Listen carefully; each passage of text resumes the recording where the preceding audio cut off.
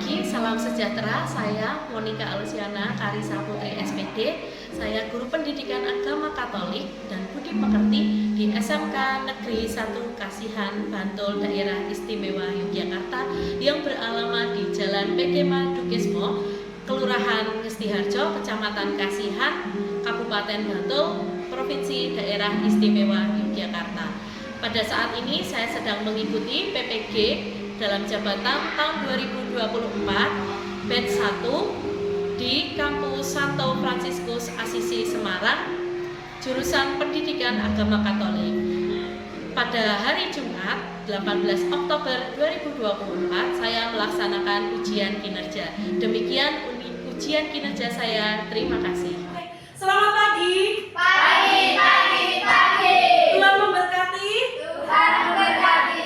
Oke, sebelum mulai pelajaran kali ini kita akan berdoa dulu. Doa akan dipimpin oleh Mutia ya. Yuk Mutia. Yuk Mutia. Bunda Kudus, amin.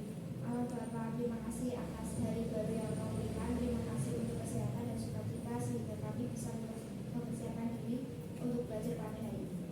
Tuhan, kiranya Kau memberikan hikmat, berkat, dan bimbingan selama belajar hari ini. Kemuliaan kepada Bapa, Putra, dan Roh Kudus Seperti pada permulaan, sekarang, selalu, dan sepanjang segala abad. Bapa, Putra, dan Roh Kudus, amin. Oke. Pada hari ini siapa ya nggak masuk ya? Ada yang nggak hadir? Ada. Reno ya? Reno, Arven, Eleonora sakit.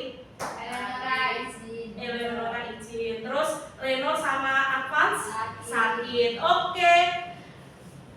Pada hari ini kita akan belajar tentang pendidikan agama Katolik dengan materi suara hati. Waduh. Oke, next. Nah, menurut kalian materi pembelajaran sebelumnya itu kita udah belajar tentang apa ya? Keluhuran manusia sebagai citra Allah. Nah, kemarin kita udah belajar tentang keluhuran manusia sebagai citra Allah. Salah satu ciri manusia yang luhur adalah dengan adanya suara hati yang membedakan manusia dengan makhluk yang lain. Ya, betul sekali Eliza. Nah, jadi memang yang membedakan adalah suara hati. Nah, terus yang nomor 2, pernahkah kamu merasa ada suara kecil di dalam hatimu yang memberitahukan tentang perbuatanmu itu benar atau salah? Pernah. Gimana contohnya?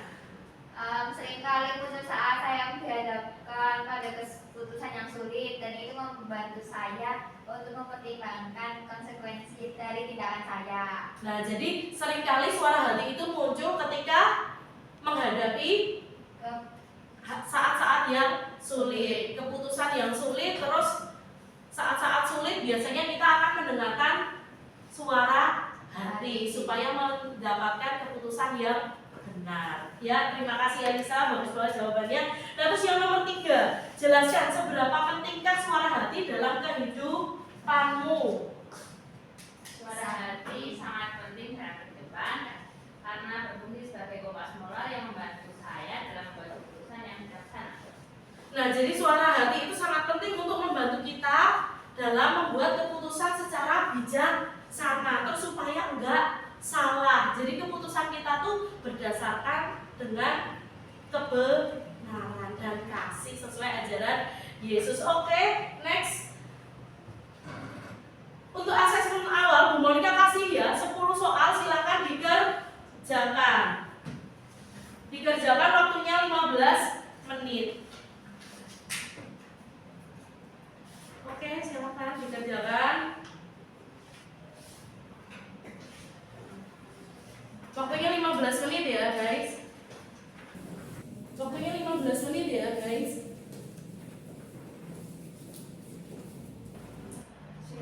Sudah ada yang bingung nggak? Aman ya? Sudah selesai? Ya. Oke, dikumpulin ya. Oke, terima kasih.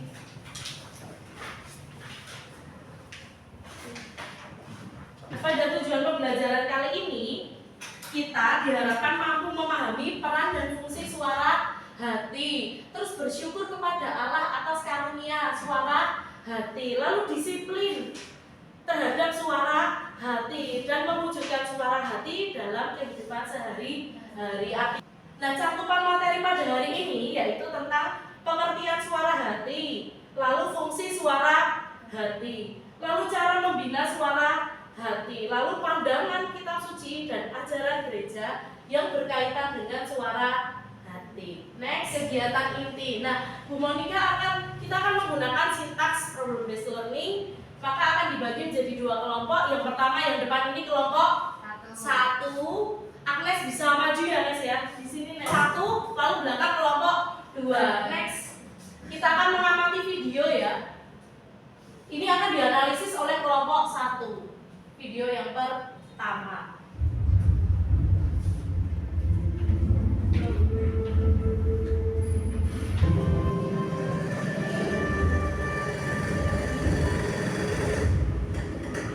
Aku terbiasa dikecewakan, terbiasa dengan janji palsu dan mimpi buruk. Aku terbiasa merasa jelek, diberitahu kalau aku tidak benar-benar dicintai, atau aku harus memperbaiki diri. Dijanjikan kalau aku akan ditunggu, tapi kemudian ditinggal. Untuk seenggaknya memahami apa itu cinta. Sakit, kulitku terbakar, aku kotor, tapi aku terbiasa. Aku sudah terbiasa. Kekasihku, aku memperhatikanmu, tapi kamu tidak menyadarinya. Dengarkan ketika aku membisikkan sebuah kebenaran. Aku di sini bukan untuk melukai. Kamu benar-benar cantik sayangku. Datanglah, aku akan memberikan kelegaan padamu. Aku akan membuang nama pria yang kamu kejar, maka kamu dapat melupakan mereka. Ingat lalu, aku mencintaimu sebelum dunia dijadikan. Aku mengenalmu, aku memegang hatimu dan membersihkanmu. Aku akan menghilangkan rasa bersalahmu untuk mengembalikanmu menjadi milikku, karena aku mencintaimu. Jadi pegang kata-kataku dalam pertobatan dan iman di atas kayu salib. Aku mati menggantikanmu untuk mengampuni dosa-dosa yang kamu buat. Aku menghapus setiap tetes air matamu dan melakukan yang baik untukmu. Ini adalah janji yang tidak akan aku ingkari. Ini adalah video dari untuk kelompok 1. Ini video untuk kelompok 2. Berawal dari ketukan pintu. Dari ketukan pintu.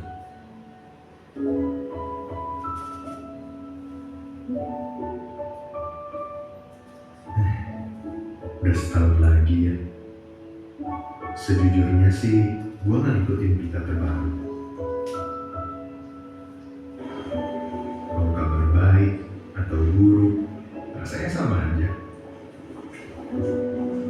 Hi there, Mr. Anxious. Luka, isolasi, putusasaan, mereka rasanya berkembang biak dengan pesat setahun ke belakang. Bahkan, gue nanya ke diri sendiri, apa gue juga ngikutin arus kesengsaraan ini? Enggak sih. Seumur hidup gue isinya udah berkabung. Berkabung karena gue mengambil terlalu banyak keputusan yang salah. Gue ini seorang munafik yang patah hati, sok tahu bikin jalan sendiri. Seakan-akan gue bisa menyelamatkan diri gue. Kenapa gue gak bisa hidup lebih positif kayak yang lain? Oh, bukan cuma gue yang kesusahan kayak gini. Kenapa gue gak bisa percaya dan yakin aja? Kenapa gue gak bisa bebas dari kesendirian ini? Kenapa gue gak bisa hidup? Yang bertahta di hidup gue adalah ketakutan akan hari yang belum datang. Pencarian yang menyakitkan. Gua pergi ke tempat yang jauh untuk mencari sesuatu yang dekat. Seumur hidup gua memang duka. Kau ternyata sedekat itu ya. Ya, aku gak pernah jauh dari kamu, kata dia. Bayangin deh, hal apa yang paling bagus untuk menutupi kekosongan? Rasanya gak ada. Di perjalanan abadi ini, jiwa gua muter-muter di dalam hutan bernama kesalahan. Sampai akhirnya, gua kembali ke Tuhannya yang lebih hangat daripada dunia. Tempat di mana gua bisa istirahat dalam kedamaian yang sempurna. Berulang kali dia panggil gua, kalau gak selalu gua jawab. Dia di sini, selalu di sini. Dia itu Yesus. Membisikkan cinta dalam kekacauan dan kemenangan di berdua. Dia mengambil dosa dan berdoa. Baik untuk kelompok satu ataupun kelompok kedua. Nah, ternyata di dalam hatiku ada Tuhan Yesus. Nah, untuk menganalisa video pada tahap yang pertama, yaitu dengan pertanyaan panduan. Yang pertama, analisislah peran pesan utama yang ingin disampaikan melalui video yang kalian lihat dan bagaimana hal tersebut berkaitan dengan topik pembelajaran suara hati. Lalu yang kedua, bagaimana penerapan suara hati dalam video yang telah kalian lihat untuk menghadapi berbagai situasi dan permasalahan. Lalu yang ketiga, maknailah video yang telah kalian lihat berdasarkan pandangan Gereja Katolik dari Roma 2 ayat 14 sampai 16 dan Gaudium et Spes atau Dokumen Konsili Vatikan kedua artikel 16. Lalu, bagaimanakah penerapan suara hati yang tepat dalam hidup sehari-hari sesuai dengan ajaran Gereja Katolik dalam Roma 2 ayat 14 sampai 16 dan Gaudium et Spes artikel 16. Nah, silakan dikerjakan di LKPD yang sudah Bu Monica bagikan di lembar kerja kalian. Silakan dikerjakan. Ayo, waktu 15 menit cukup ya. Oke. Nanti ketika jawaban kalian akan dipresentasikan pada akhir pembelajaran. Sudah, oke. Next ya. Nah, Bu Monica minta tolong salah satu membacakan Grace ya. Oke, Grace silakan. Apabila bangsa-bangsa lain yang tidak memiliki hukum Taurat oleh dalam diri sendiri melakukan apa yang disebut hukum Taurat, maka walaupun mereka tidak memiliki hukum Taurat, mereka menjadi hukum Taurat bagi diri mereka sendiri. Sebab dengan itu mereka menunjukkan bahwa isi hukum Taurat ada tertulis di dalam hati mereka dan suara hati mereka turut bersaksi dan pikiran mereka saling mengikut atau saling menggerak. Hal itu akan nampak pada hari bila mana Allah sesuai dengan Injil yang memberitakan akan menghakimi segala sesuatu yang tersembunyi dalam hati manusia oleh Kristus Yesus. Nah, jadi ini tentang suara hati menurut Santo Paulus kepada jemaat di Roma, yaitu Roma 2 ayat 14 sampai 16, di mana suara hati itu sebenarnya di ayat 14 apa? Suara hati itu otomatis ada di dalam diri manusia, meskipun manusia itu tidak mengenal hukum Taurat.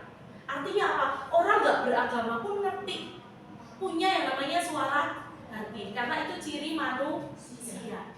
Ayat 16, hal itu akan nampak pada hari bila mana Allah sesuai dengan Injil akan menghakimi segala sesuatu yang tersembunyi dalam hati manusia. Ada pepatah bilang, dalamnya lautan bisa diukur, tapi dalamnya hati manusia siapa yang tahu. Oke, next ya.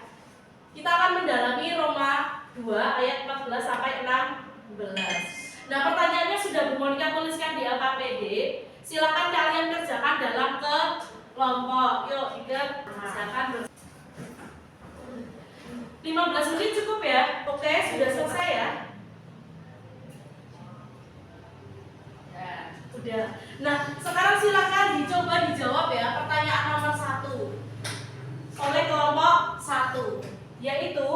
Bagaimana Roma 2 ayat 14 sampai 16 menunjukkan peran hati nurani dalam kehidupan manusia yang belum mengenal hukum Taurat. Silakan kelompok 1.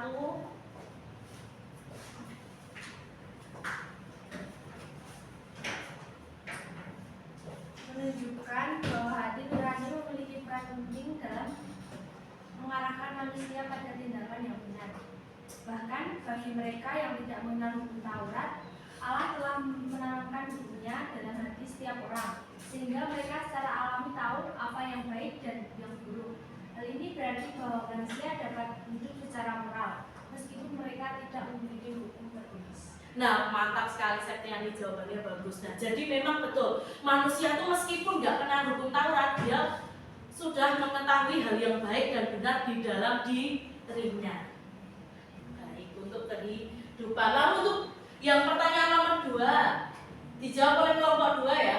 Analisislah makna hati nurani yang disinggung dalam Roma 2 ayat 15 dan bagaimana perannya dalam penghakiman. Yuk silakan.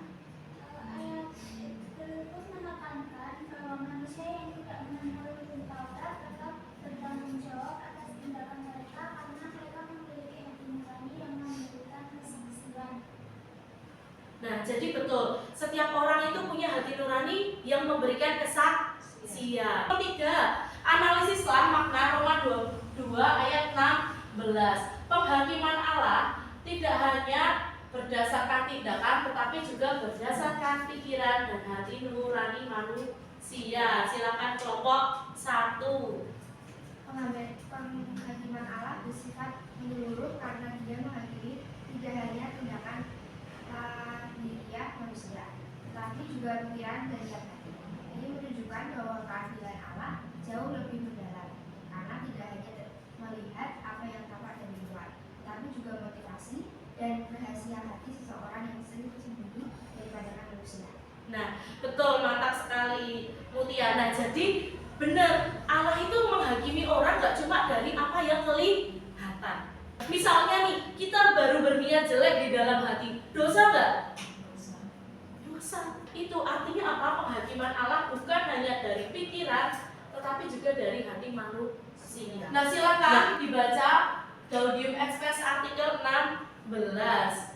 Minta tolong Grace deh. Agnes saja. Agnes. Ekspres artikel 16. Di lubuk hati nuraninya, manusia menemukan hukum yang tidak diterimanya dari dirinya sendiri, melainkan harus ditaati. Suara hati itu selalu menyerukan kepadanya untuk mencintai dan melaksanakan apa yang baik dan menghindari apa yang jahat. Bila mana perlu, suara itu menggemakan dalam lubuk hatinya. Jalankan ini, elakkan itu. Sebab dalam hatinya, manusia menemukan hukum yang ditulis oleh Allah. Martabatnya ialah menaati hukum itu, dan menurut hukum itu pula ia akan diadili. Suara hati ialah inti manusia yang paling rahasia, sangat suci. Di situ ia seorang diri bersama Allah, yang pesannya menggema dalam hatinya. Berkat hati nurani dikenal Allah secara ajaib hukum yang dilaksanakan dalam cinta kasih di hadapan Allah dan terhadap sesama. Atas kesetiaan terhadap hati nurani, umat Kristiani bergabung dengan sesama lainnya untuk mencari kebenaran, dan untuk dalam kebenaran itu memecahkan sekian banyak persoalan moral yang timbul baik dalam hidup perorangan maupun dalam hidup kemasyarakatan. Nah, jadi terima kasih Agnes, menurut Gaudium et Spes atau dokumen Konsili Vatikan kedua tentang gereja di masa sekarang, yaitu menjelaskan mengenai hati nurani.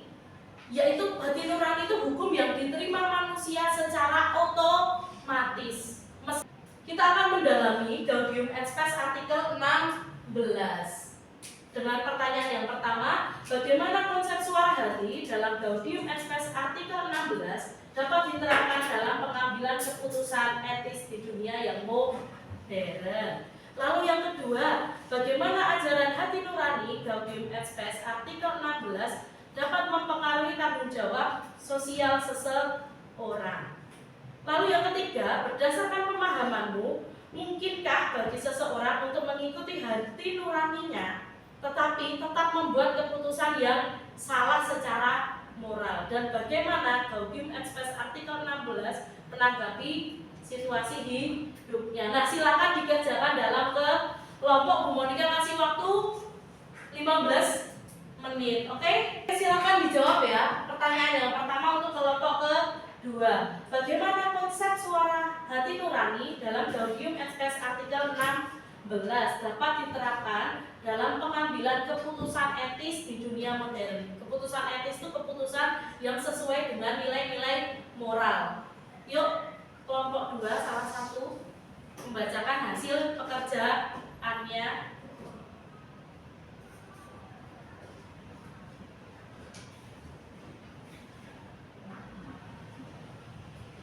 Nurani seperti yang dijelaskan dalam Gaudium adalah pusat moralitas yang membimbing manusia untuk membedakan antara yang baik dan yang buruk.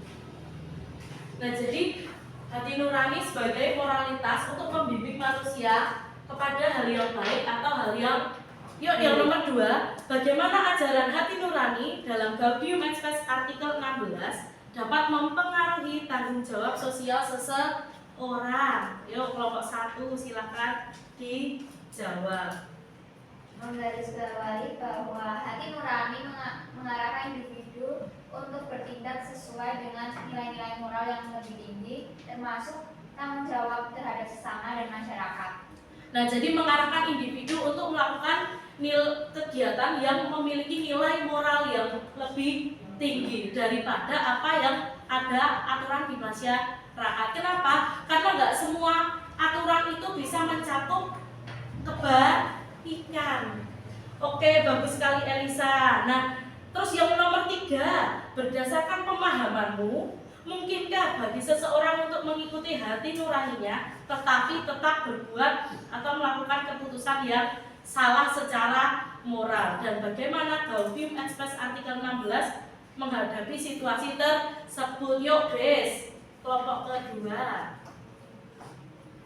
Mungkin bagi seseorang untuk mengikuti hati nuraninya dan tetap membuat keputusan moral, terutama jika hati nurani tersebut belum sepenuhnya terdidik atau terpengaruh oleh faktor-faktor eksternal. Menurut Gaudium et Spes artikel 16, manusia harus secara aktif mencari pengetahuan moral yang benar melalui refleksi, ajaran gereja dan doa. Oke, terima kasih Grace. Jadi betul, cara merawat suara hati adalah dengan melalui refleksi, biar suara hatinya enggak salah. Sebenarnya suara hati salah enggak sih? Enggak. Tapi kita yang mendengarkan diri kita sendiri, enggak manut suara hati. Lalu caranya apa? Tadi berdoa ke gereja dan melakukan refleksi. Oke, mantap sekali. Nah, next masuk presentasi kelompok dan tanya jawab ya. Udah selesai kelompok 1? Udah? Oke, silakan kelompok 1 Eliza dan teman-teman maju untuk membacakan hasil diskusinya terkait video dan pertanyaan yang pertama. Ayo maju.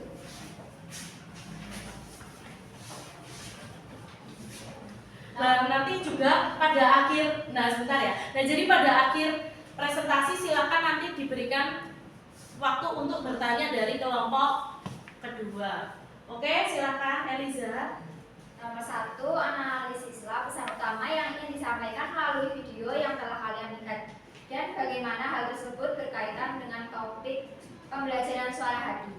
Pesan utama dari video tersebut adalah bahwa meskipun kita mengalami kesedihan atau kekecewaan, Tuhan selalu hadir dalam hati kita untuk menguatkan dan memberikan kelegaan. Hal ini berkaitan erat dengan pembelajaran tentang suara hati, di mana suara hati kita dapat menjadi sarana untuk mendengarkan dan merasakan kehadiran Tuhan.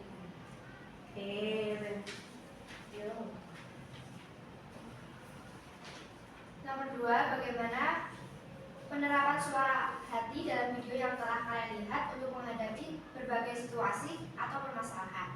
Penerapan suara hati dalam video tersebut terlihat ketika individu tersebut berusaha untuk mendengarkan perasaan dalam dirinya dan mencari hiburan melalui iman. Suara hati menjadi sumber bimbingan yang mendorong untuk tetap percaya dan mengandalkan Tuhan meskipun dalam keadaan sulit. Dalam menghadapi berbagai situasi atau permasalahan, suara hati membantu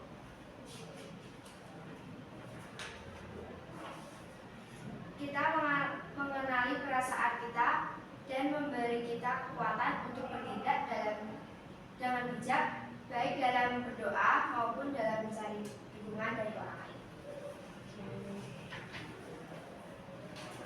Maknailah video yang telah kalian lihat berdasarkan pandangan Gereja Katolik dari Roma 12:16 dan Ordo Express 16. Video ini mencerminkan ajaran Gereja Katolik bahwa suara hati adalah refleksi dari hukum moral yang ditanamkan oleh Tuhan dalam situasi kesedihan dan kekecewaan. Suara hati menjadikan saksi akan pengalaman dan pilihan moral yang kita hadapi. Panggilan Tuhan sehingga individu dalam video tersebut dapat menemukan penguatan dan kelegaan dengan pendengaran suara hati. Ia merasakan kehadiran Tuhan yang membimbingnya melalui masa-masa sulit.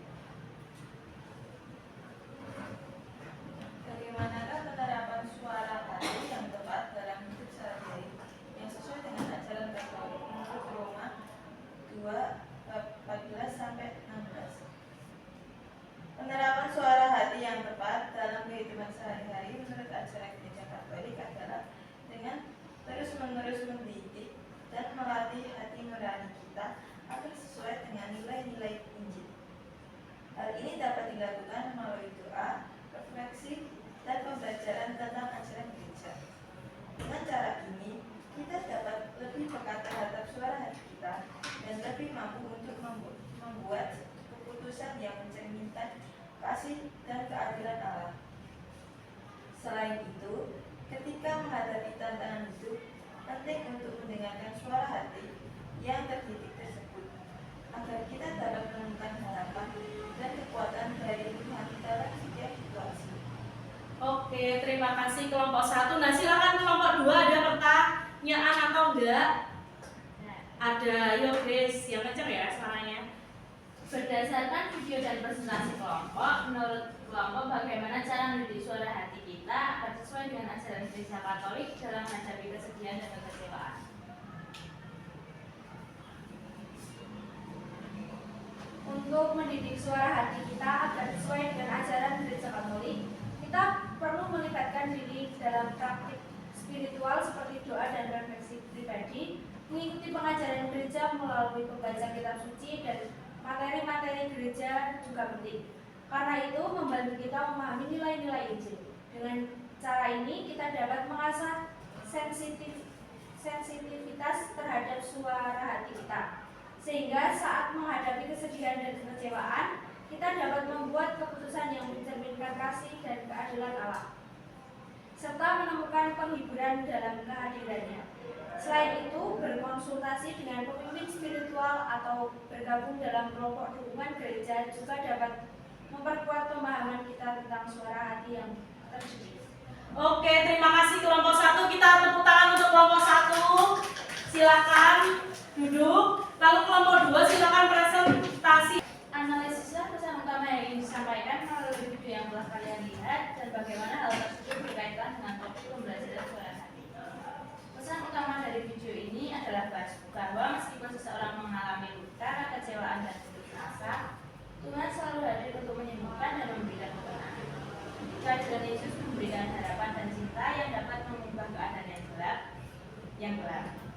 Berkaitan dengan topik pembelajaran suara hati, di mana suara hati dari Allah yang merasakan kehadiran Tuhan dan membimbing kita dalam mengambil keputusan. Lanjut, bagaimana penerapan suara hati dalam video yang telah kalian lihat untuk menghadapi berbagai situasi dan permasalahan. Penerapan suara hati dalam ide tersebut terlihat saat individu berusaha mendengarkan perasaan terdalamnya dan mencari menghibur dalam iman. Suara hati membimbingnya untuk mengenal bahwa walaupun merasa sendiri dan mengalami kesulitan, dia tidak pernah ditinggalkan Tuhan. Suara hati mendorong individu untuk membuka diri terhadap cinta dan penyembuhan yang ditawarkan oleh Tuhan. Kalau kalian lihat berdasarkan pandangan Gereja Katolik dari Roma bab 2 ayat 14-16 dan Gaudium et Spes. Video ini mencerminkan ajaran Gereja Katolik tentang suara hati sebagai refleksi dari hukum moral yang ditanamkan oleh Tuhan dalam diri setiap manusia. Kita melihat bagaimana suara hati menjadi saksi bagi luka dan kekecewaan serta proses penyembuhan yang dialami individu. Gaudium et Spes artikel 16 menegaskan bahwa kita perlu mendidik hati nurani agar kita dapat mengenali dan merespon panggilan Tuhan di kita.